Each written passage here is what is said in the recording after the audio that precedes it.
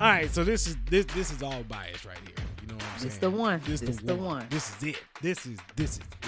And let me just go ahead and get this off my chest real quick. Let me.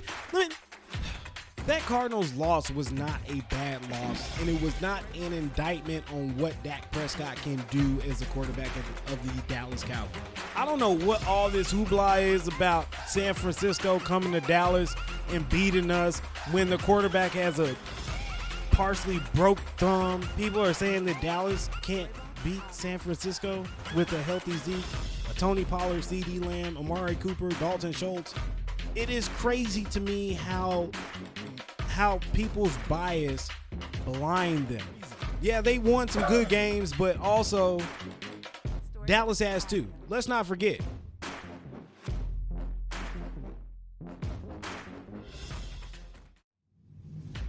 You've heard of hot takes, and you're probably tired of hearing the same old talking heads repeating the same stuff over and over again. The time has come for the game to evolve, and just like in sports, there are a select number of individuals who are leading the evolution of change and pushing the game forward. This isn't just a sports podcast. This podcast is about how life, culture, and sports all meet at one intersection. This is the new wave. This is the new sound. This is the evolution. This is the Notes by Notes podcast, where we discuss life, culture, and sports.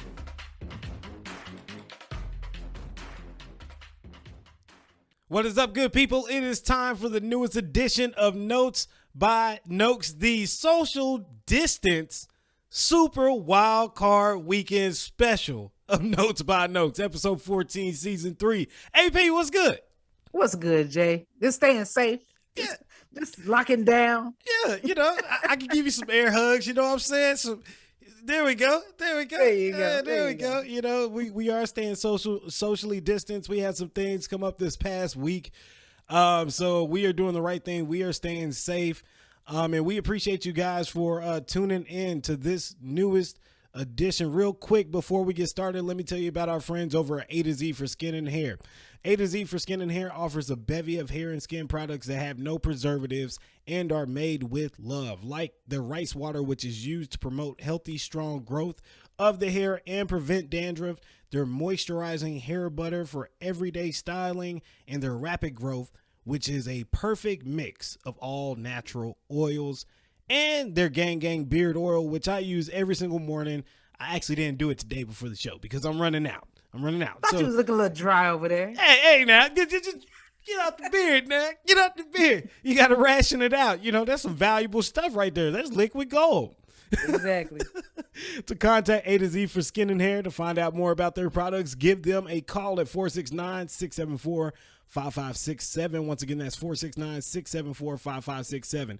Before we get started, Happy New Year. Happy holidays to all you people out there. It is 2022. This is the first show of Notes by Notes in 2022.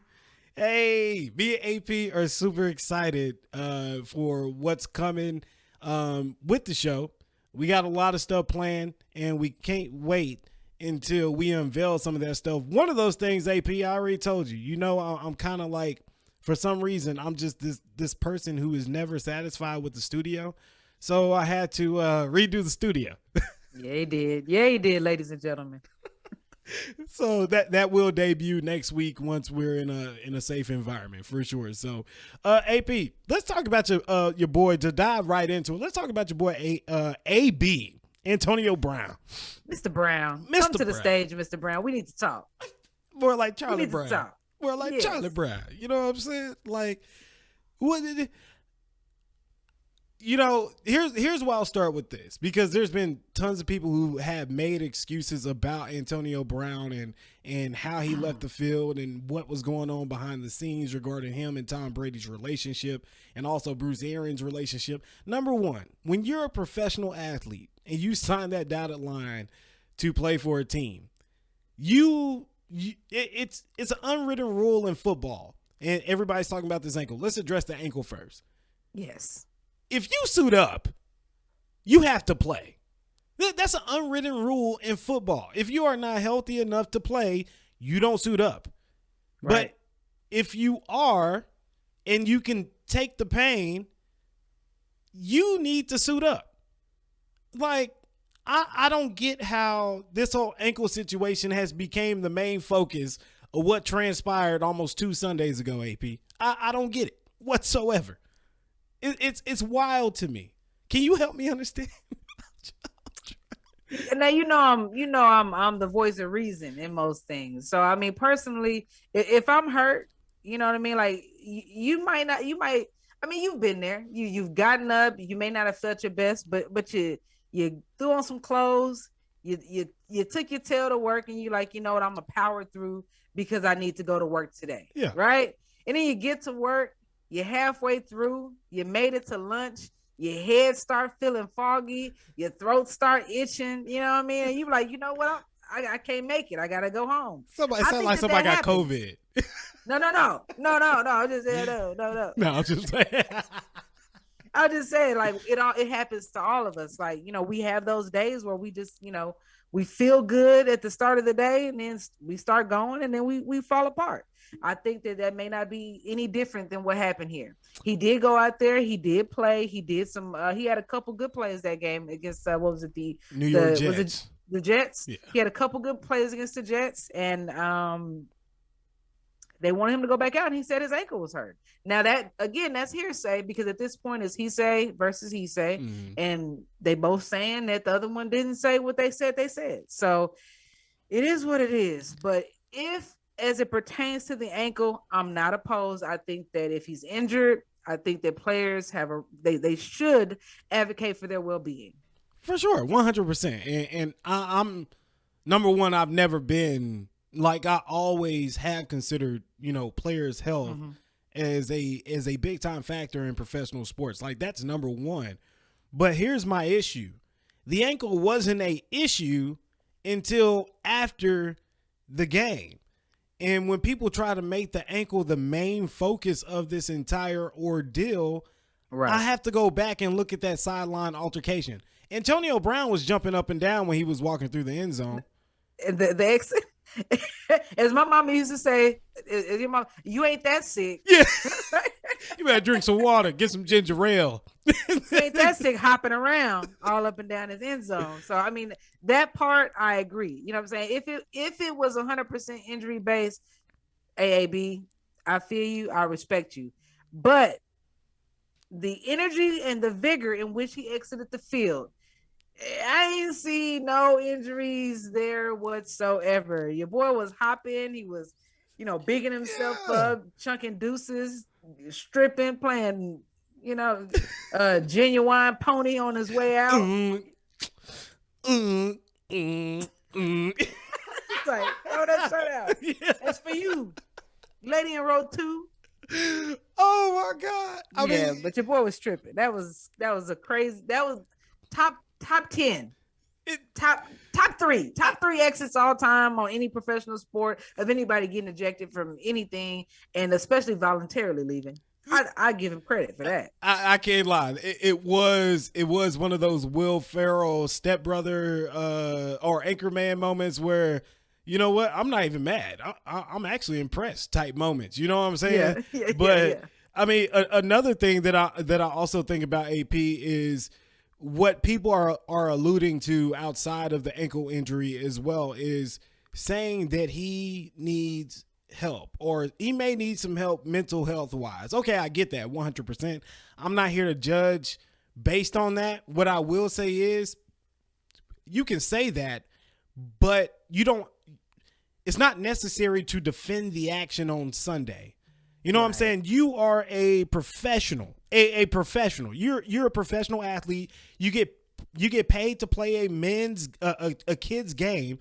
You're a grown man playing a kid's game, and you act like a petulant child leaving your profession. Now, I don't know about you, AP, but if I walked out of my job like that, my days are done. Hey, they not even numbered. That's it. It's a wrap. Like, say, bruh, don't even come back. You can keep the keys. We'll just change the locks type thing. Right. So I get the fact that it looked like, and that's another thing. We can't be so quick to just judge people like that. Like, we get it. Mental health is a big time thing It should be a big time focus in all of our eyes, but we shouldn't just look at someone and be like, oh, he has a mental health issue. Oh yeah, he's struggling. Look at him. Look at his hair. He just looks crazy. Like, for people to allude to that, we're missing, you know what I'm saying? We're missing the point. Like, yes, he may need some help mentally. Yeah. Okay, that's cool. But let's not accept the actions. Let's not say that, hey, that's okay because he feels this type of way. That's not true. There's a time and place for everything. And, you know, I firmly believe that. Another thing that comes to mind, speaking about this, AP, is the conspiracies that came along with this. Right. So I've heard so many conspiracies. So many people have told me they have sourced information, whatever that means. But I've had so many people tell me that Tom Brady was trying to make sure Antonio Brown wouldn't get his reception incentives. And I'm like, so on Sunday, Tom Brady killed that because against the Panthers, he made sure Rob Gronkowski got his $1 million. Mm-hmm. And AB was only 58 yards away from his incentive and a few receptions. He would have got it. He would have got it in that game, probably. Possibly. Last week, he would have got it for sure because, hey, Tampa Bay dropped a 40 burger on Carolina if you were living under a rock and you didn't see it. But you know what? The people who didn't watch it, AP, are the same ones who were defending AB. They like, oh, well. And then they saw Gronk get his $1 million incentive. They're like, oh, well, that's different. You know them people. Wait, that's different, though. No, that's not different. Tom Brady made sure his guy got paid. So it's crazy to me how all of these conspiracy theories are starting to crop up out of nowhere because it's a how I don't even know what to say. What it's Antonio Brown versus Tom Brady or Antonio Brown versus the institution of the NFL, whatever that means. I mean, that would be more likely considering his track record. I mean, so what we cannot do is absolve him of his history within the NFL, right? I mean, for the last, what is it? 2019, he was I want to say like 3 teams in 2019. And I think that as far as how many games he played this year, I mean, he got off suspension from the assault thing that he had to sit out. What was it, 8 games? Then he came back and then played a game and then had to sit back out because of the vaccine card. And then he literally played. I want to say that was like his first game back. Or a first or second game back. I feel like it was. And then this. So, I mean, realistically, I think that people should allow people to kind of self-express if they have some type of mental issue. Like, don't put that on him. Don't put that jacket on that man. He ain't got to wear that. Mm-hmm. But at the same token, I think that what he got going on is definitely more maybe a character flaw. I mean, and I hate to say it. You know what I mean? I don't know him personally, but there's something off, you know what I'm saying? And accountability is one of them. So I like that you use the word as far as accountability, holding him accountable, because it's not the first time that he's done this. And then exactly what has happened before, as soon as a situation occurs, he leaves the field and then he blasts everything and then he puts it on somebody else. You know what I mean? Now it was the coach. Now, you know, he putting the text messages and stuff out. Not saying that there's not any fault to the organization or the team. There's some there. I think that there may be some gaps, especially if he's expressing like, hey, I don't want to play. Whatever the reason, if somebody don't want to play, you know what I mean? Like, I think that should be handled maybe after the game. You know what I'm saying? Like, deal with it. You got a game to play. Having that sideline altercation, that wasn't good for nobody. It definitely wasn't good for the team. And the way it played out after that, it just, I mean, that blow up, it was unnecessary. It made for good TV, but it made for horrible football. Man, and you took the words right out of my mouth when talking about that. Antonio Brown, people say second chances. Well, damn, I think Antonio Brown is a cat. Like, this dude has 9 lives, bro. Like, literally, like, the dude has been given more chances than any NFL player in history. Like, okay, we gave Adrian Peterson a chance. Adrian Peterson's career was almost over. Michael Vick, his career was almost over, almost derailed. And they got bashed for so long. And now this guy does whatever he wants. Demands trades, gets in altercations with head coaches, quarterbacks, players, takes his pads off.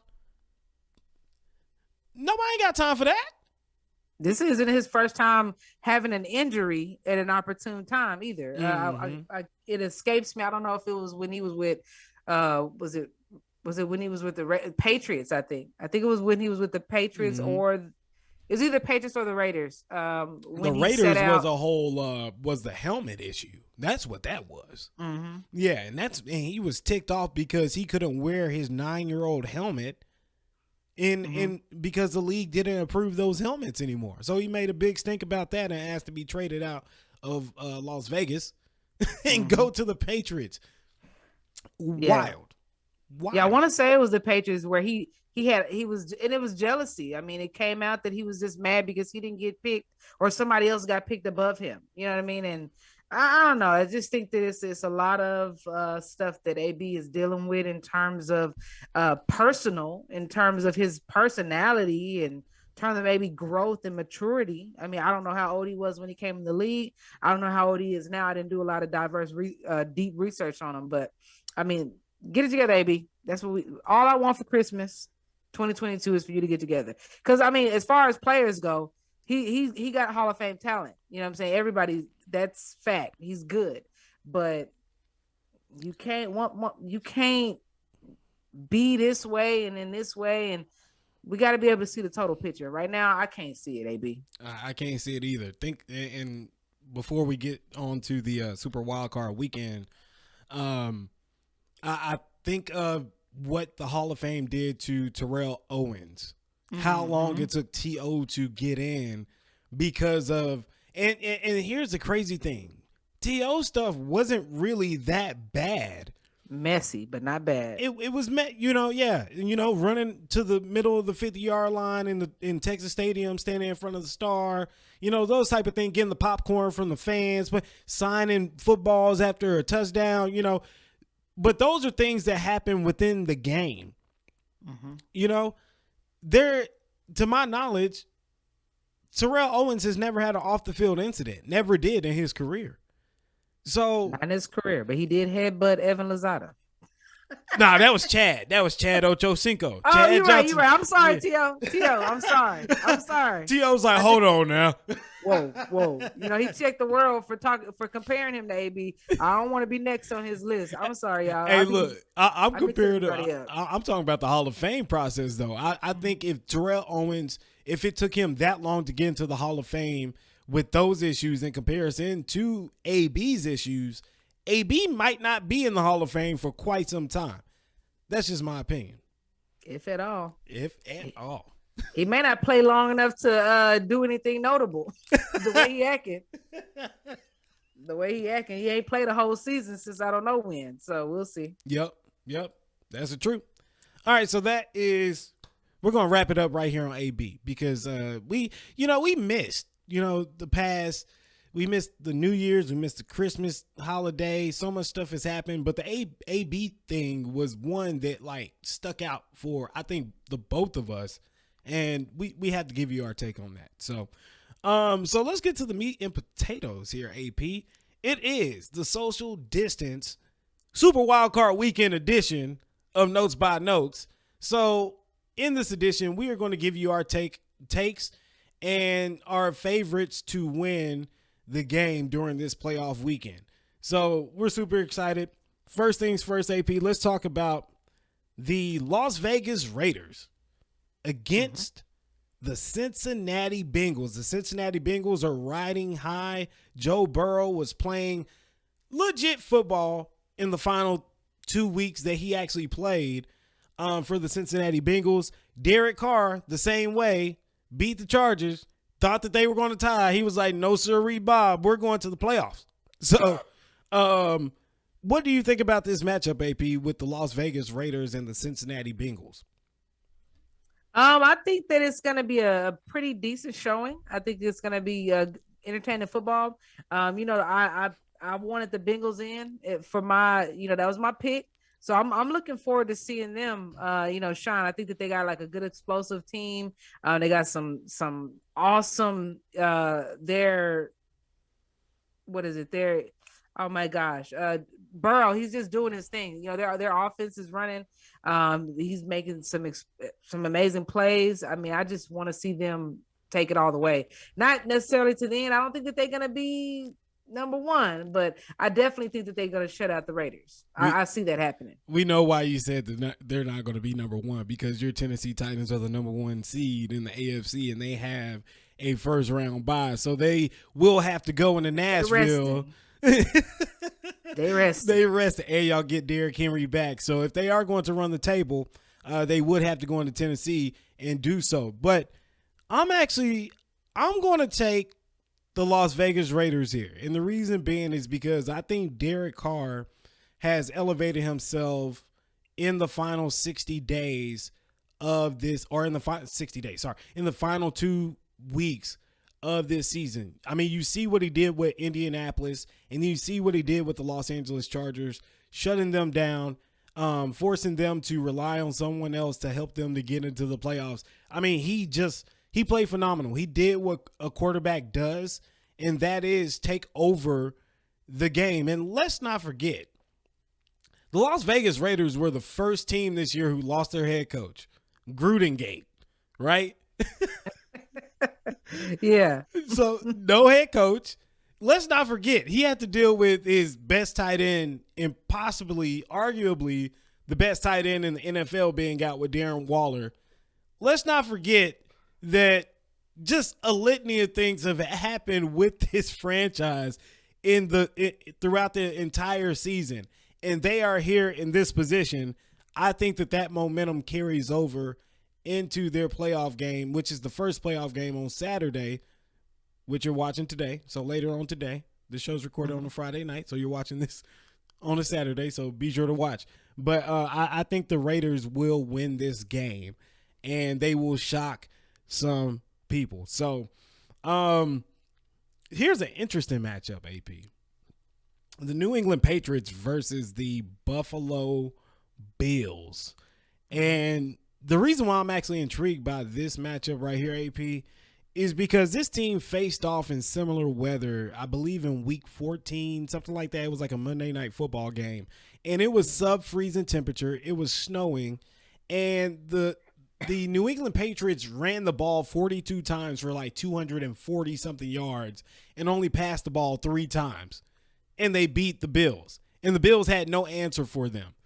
So I'm intrigued by it. I really think that New England could possibly go in here and surprise the Buffalo Bills, but I think I have to roll with the home team, the Buffalo Bills.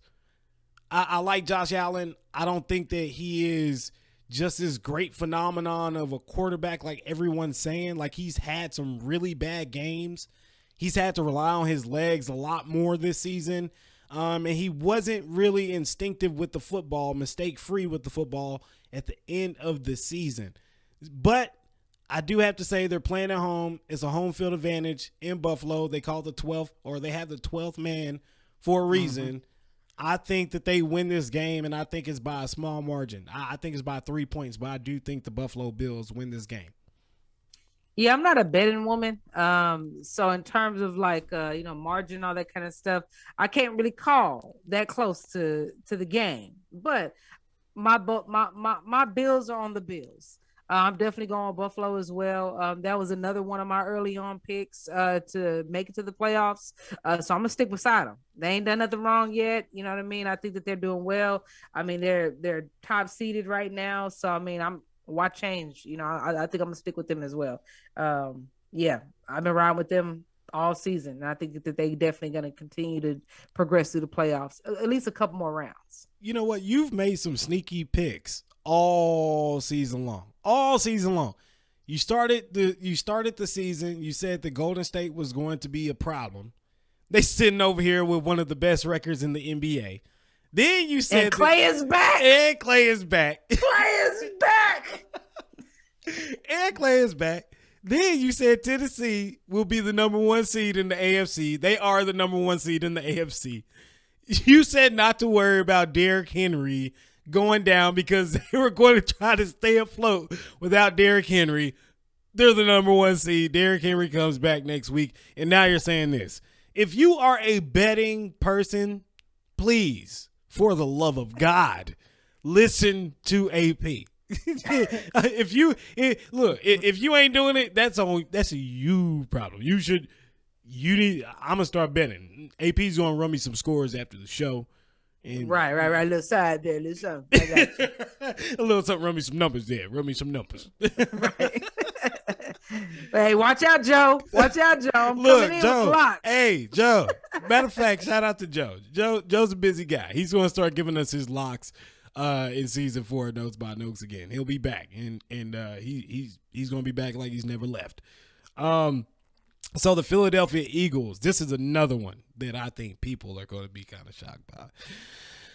The Philadelphia Eagles versus the Tampa Bay Buccaneers, the defending Super Bowl champs with Tom Brady himself. Funny thing, before I let you go, AP, before I let you get into this, funniest thing, I was playing Madden 22, no lie.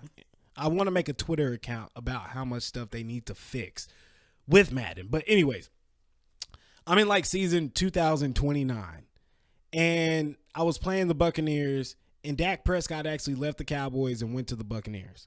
That was surprising. But what's even more surprising, in year 2029, guess who is on the Tampa Bay Buccaneers depth chart? Antonio Brown? Tom Brady. Oh, still? At age 52. When I tell you that game is all gas and all cap, yo, Yeah. it pissed me off. I was like, what the hell? So I went through that season. It was 2030. I was like, okay, sure enough, he's going to retire at 53, right? Gone. He's like the 5th string quarterback on the Buccaneers.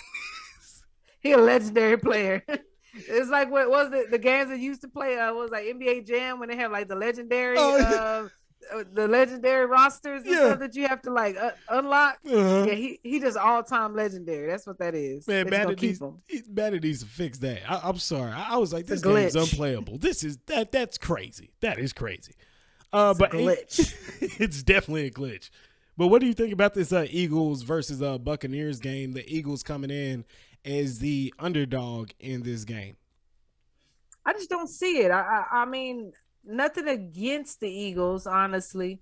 They have been playing some good football, but I don't know. I think they struggled too much this season to really, do anything worthwhile against the Buccaneers, who they're tried and tested. I mean, even without AB, they came back and they won that Jets game, and they started off down. I think that they just have that fortitude to just kind of push through as far as the Buccaneers are concerned, and they do have that Super Bowl DNA. Are they going to be in the Super Bowl this year? I don't think so, but I do think that they're going to overtake the Eagles. That's just my prediction. So I'm going the opposite here. I'm going with the shocker. I'm going with the Eagles upsetting Tampa Bay in Tampa Bay. And the reason why I'm saying that is because I believe in this Eagles running game. I can't believe I'm saying that. I'm a Cowboys fan. I never give Eagles compliments, but I have to right here because I really, just like you, AP, I don't want to see Tom Brady back in another damn Super Bowl. I don't. I mean, even if they do beat the Eagles, I still don't think that he'll make it. But it's Tom Brady, and I don't even want there to be a chance. But realistically here, I think the Eagles' running game is something that it is something that could be the kryptonite to the Tampa Bay Buccaneers. And the reason why is because your running game is your best asset. As long as you can make sure that the opposing team's quarterback is sitting on the sideline and you can control the time of possession, that's huge, especially against Tom Brady, who loves to make last-minute comebacks, i.e. against the Dallas Cowboys to start the season, right? I really feel, for some reason, I feel like on Saturday, the Tampa Bay Buccaneers, or Sunday, excuse me, the Eagles are going to hit them like a train they didn't know that was coming. and they're going to be like, what just happened? And the Eagles are going to advance in the playoffs and probably lose in the divisional round. But I could see something like that happening. You remember the We Believe Warriors, 2007, number 8 seed against the Dallas Mavericks, number 1 seed, best record in the NBA. That I remember. I was like, Dallas is about to sweep the Warriors. By the end of that series, I couldn't even believe it. I was stunned. I was like, I wanted to cry. I think that's how Philadelphia is going to do Tampa Bay this weekend. Really? Yes. You think that this weekend the Eagles kick the Bucks out? They're done. They're going home. They're gonna sit out and watch the rest of the playoffs from the house. I think that because not only are they dealing with injury situations or issues, they're dealing with the AB situation. There has been some small fallout behind that. I mean, these things that happen that are inopportune are worse than losing in Week 18, like the Rams did to the 49ers, like the Cardinals did to Seattle. Like, those are bad losses, but what's really, really bad are injuries and off-the-field incidents that you don't really want going into the postseason. And I can see that. Philadelphia's, they got it together. They know what they want to do. And I think that they're just going to throw this game plan at Tampa. And at the end of the weekend, I promise you, by the time the Dallas Cowboys game kicks off and they show the pan view of all the Tampa Bay fans in that stadium, all of them are going to be like, they're going to be like, did that just happen? Yes, it just happened. And I feel really confident about that. Really do. Okay. We're gonna talk shmoney after this because I like your confidence. Jay. I like your confidence. You know, I got the bread. You know what I'm saying? Gotta get the bread. $2 games. $2 games. Oh, we bet low over here. We bet low so we don't have to fall out. Like Deuce's Wild quarter games. You know what I'm saying? Deuce's Wild with quarter games. You know what I'm saying? All right, so this is all bias right here. You know what I'm saying? This the one. This the one. This is it. This is it. It's the Dallas Cowboys against the San Francisco 49ers, reigniting a rivalry that dates back to 1995 or before that. I mean, the last time that they played in the playoffs was in 1995 when the Cowboys eventually won in the NFC Championship and appeared in the Super Bowl. And, of course, you can allude to the Dwight Clark catch at the back of the end zone. So many iconic moments in this rivalry between the 49ers and the Cowboys. And let me just go ahead and get this off my chest real quick. Let me exhale. Go ahead. Handle it. All right. Let me just say this because we didn't get to do a show last week after the Cowboys lost following the week after they lost to the Cardinals. Uh-huh. That Cardinals loss was not a bad loss, and it was not an indictment on what Dak Prescott can do as a quarterback of the Dallas Cowboys. It was not. He didn't make any mistakes. He didn't throw any interceptions. Actually, Dak leads the NFL over the past 3 weeks in touchdowns and touchdown to interception ratio. He has not thrown an interception in the past 4 or 5 weeks, and he has thrown 4. He's thrown 13 touchdowns in 3 weeks. Cowboy fans, we don't have a problem.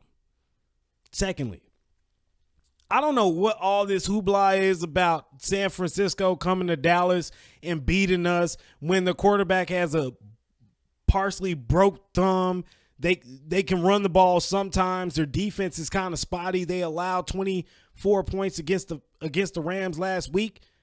And people are saying that Dallas can't beat San Francisco with a healthy Zeke, a Tony Pollard, CeeDee Lamb, Amari Cooper, Dalton Schultz. Should I go on? Michael Parsons, Trayvon Diggs, DeMarcus Lawrence, Randy Gray. Should I go on? It is crazy to me how people's bias blind them. The Dallas Cowboys are about to play a 10-7 football team. Right. They're 10-7 for a reason. Yeah, they won some good games, but also Dallas has too. Let's not forget, Dallas has played each and every one of these teams that are in the playoffs. The Las Vegas Raiders, the New England Patriots, the Philadelphia Eagles, the Tampa Bay Buccaneers, and guess what? They played the Arizona Cardinals. 5 teams that are in the playoffs. How did they fare? They beat the New England Patriots. They lost to the Las Vegas Raiders last minute Thanksgiving. They lost to Arizona, and they barely lost to Tampa Bay in week 1. So Dallas can play with those teams.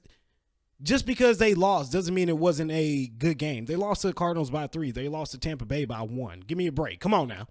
Right. Football is a game of inches. And when people understand that, they will get why I am making this pick. Great segue, right, AP? Absolutely. I'm taking the Dallas Cowboys. You should already know that. I'm taking the Cowboys. I'm taking them to win in Jerry World and advance in the playoffs. AP, who you got? Well, just to oppose you. No, I'm just playing. Start knocking everything over in the studio. I know. No, honestly, I think it's the Cowboys. I think it's a Cowboys dream right now. I think that it's the Cowboys fans' wet dream coming up this weekend. They're going to see a good game because it's going to be close. I don't think it's going to be a blowout. I don't think they're going to skull drag nobody. But I mean, the bones of the Cowboys right now is just so strong. They have their offense is so deep. And their defense is equally just handling business. And, I mean, realistically, you said it, Cooper, Lamb, Dak. I mean, that's the trifecta right there. You know what I'm saying? Like, they're doing what needs to be done. And I agree with you. There has not been a Cowboys blowout. Since the Denver Broncos, like, earlier this season. That was the last blowout that they experienced. Yeah, that's what I was trying to think. Like, I was really gonna say none, but I mean, I suppose there got to be one, right? But I don't think that the Cowboys are going home. I've said it. I've given you guys your props. They have really showed up this season, and I knew that they were going to be in the playoffs. I didn't know, how far they would go.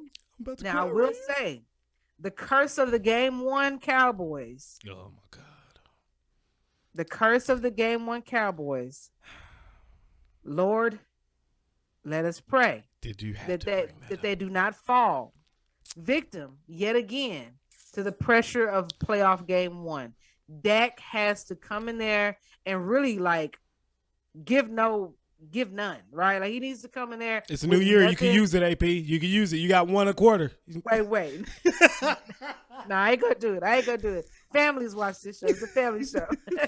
But I mean, he gives zero concern. I think that he really needs to just go in there and just play football, play the game he loves, do what he needs to do. He's good at it. You know what I'm saying? Throw the ball, let that thing fly. Like, just play your game.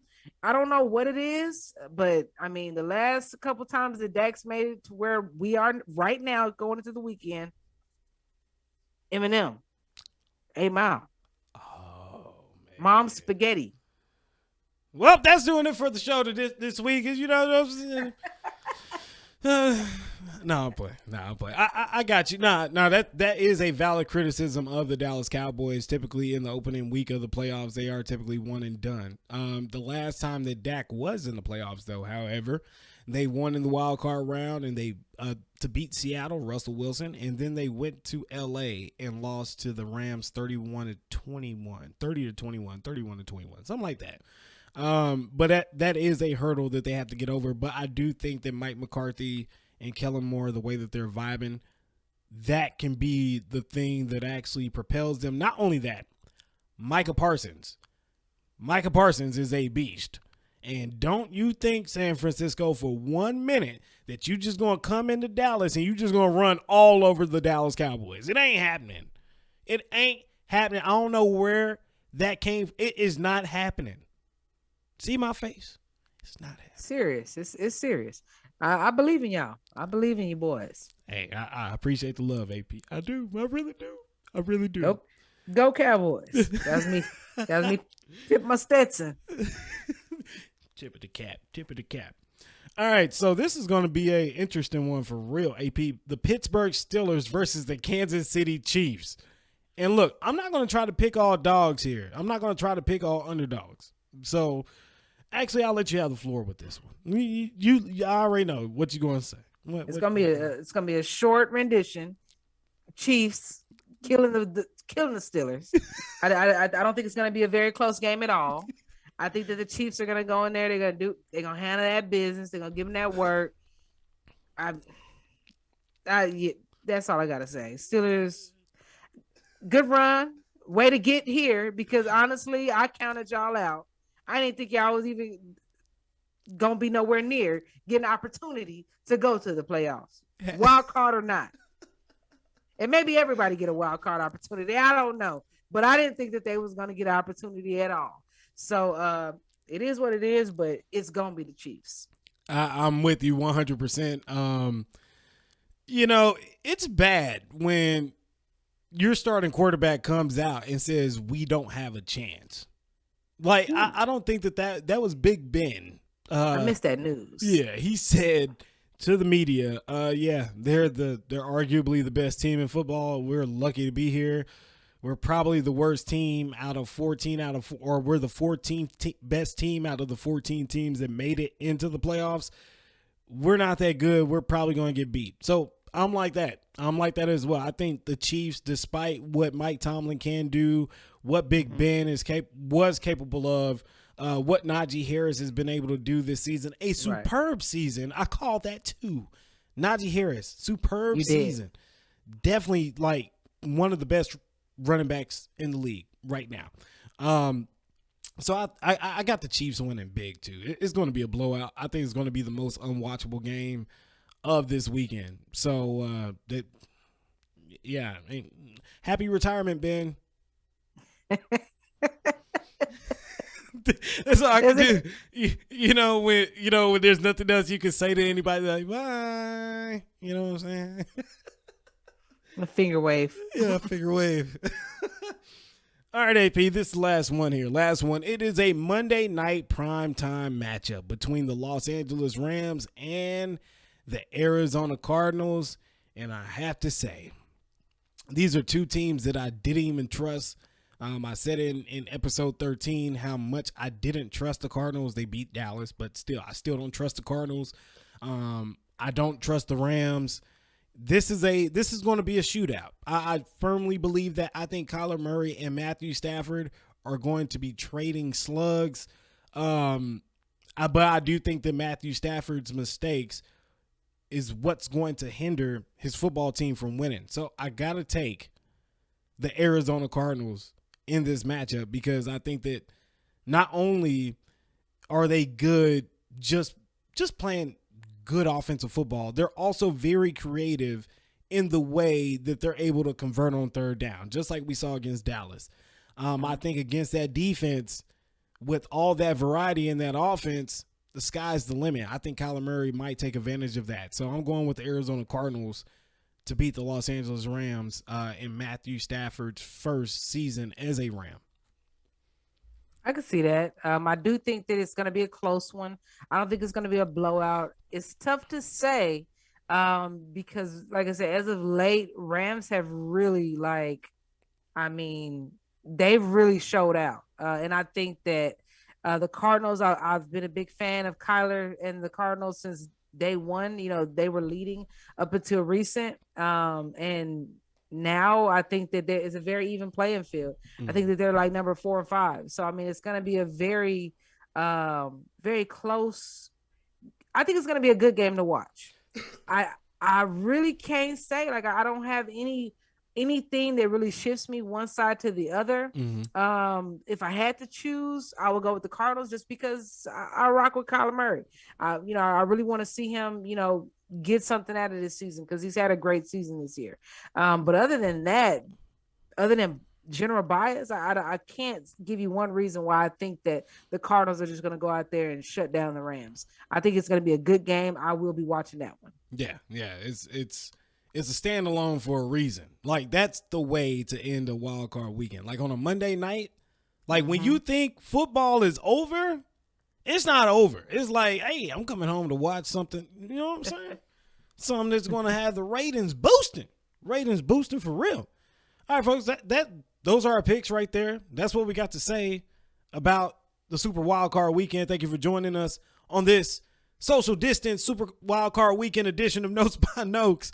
Hopefully, AP will be able to come into the studio next week. We get everything cleared up regarding my situation, because that's the only reason why, we're not in the studio. It's because of me. It's my fault. It's not you, Jay. No. It's not you. It's COVID. COVID sucks. Yeah, it does. You know what I'm saying? All these little, as y'all see, ladies and gentlemen, Jay is alive and well. It's third party situations. Yeah. It's both of us want to be together. Yeah, exactly. It's the world keeping us apart. It's the world. It's the world, Craig. The world, the whole world.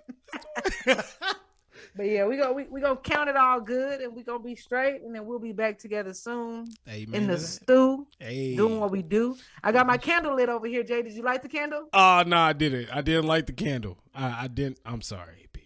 I lit a candle on my side in solidarity because I just knew you was gonna be able to burn it one.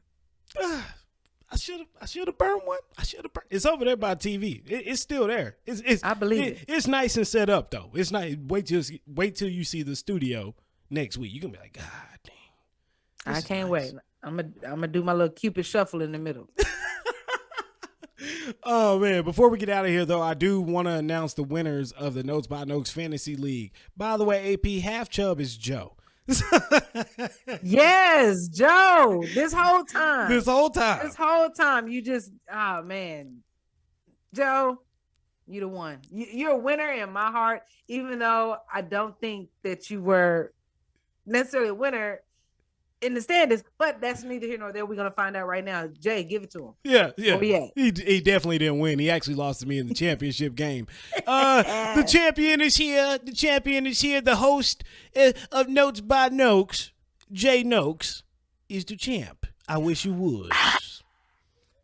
Let's go. And then Half Chub won second place, which is Joe. That's at least fair. Yep. And then here it is. My beautiful bride finished in third place. Shut up. She's been taking chips. Actually, this third place is like not even her standard. It's championship or bust every year. Like, no lie. She's a beast at this. She's a beast. So those are your winners of the league. And like I promised, I did get in contact with the wife of Josh Davis, my former colleague at XFL News Hub, and me and my wife, we hooked them up, him and his family up, with a small little blessing. So thank you guys to everyone who participated in the league. It will be up next year, and there may be some changes to the rules as well as it pertains to how you get into the league, because we have a lot of people who want to be in the league. So we want people to enjoy the league. We might extend it or expand the league to 16 teams, whatnot, but it's going to be live next year. So you definitely got to join in next year. We will have more cash prizes, except this next time it's going to be much, much bigger. Before we get out of here, AP, do you have anything else that you would like to say? Not a whole lot. I do want to take a moment just to send my condolences to my family and friends, close family member of mine, my brother-in-law, Robert Pollard. His life was taken senselessly this past Thursday. We will be laying him to rest this Tuesday. He's a die-hard Redskins fan. I can't hold that against him. You know what I mean? That ain't his fault. That's where he's from. But, I do want to give a shout out to him, his son, who's a senior, just finishing out his high school year. That's going to be tough. Just everybody, your hearts and prayers, for my family and his family specifically. But other than that, I just want to wish everybody life and love and light in this new year. Jay, it's a new year, 2022. I hope everybody just do what you do and continue to tap in with us. We got a lot of stuff in store. Hey, and I second that. Prayers and condolences to your family, AP. Super disheartening. And, our prayers and support is with your family right now during this time of need. Anything you guys need, you can always holler. You can always holler at the Noakes. We got you. Also, Happy New Year. 2022. Make it about many blessings. You know what? be great in 2022. Be great. Yes, I love that. Be great. Like AP's tat says, be great in 2022. Write down your goals. Think about the things that you want to achieve within this next calendar year. Apply it. Be consistent and apply pressure. Apply pressure. This is Notes by Notes, Season 3, Episode 14. Once again, this show is brought to you by A to Z. A to Z for skin and hair. You give them a call at 469-674-5567 to learn more about their products. Until next week, people, we're out of here. Peace.